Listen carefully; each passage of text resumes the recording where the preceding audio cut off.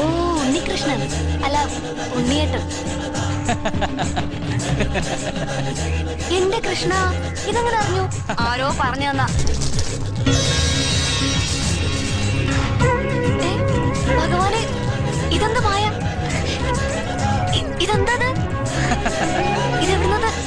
ദൈവമേ, അത് പോയി. ഈ വലിയ കള്ള തിരുമാലികളുടെ മുഖത്ത് നോക്കി ചിരിക്കാൻ കഴിയണ എന്റെ ഭഗവാനെ, ഈ സാധു പെണ്ണിനോട് ഓർക്കണട്ടോ. ഞാനേ കണ്ടുള്ളൂ.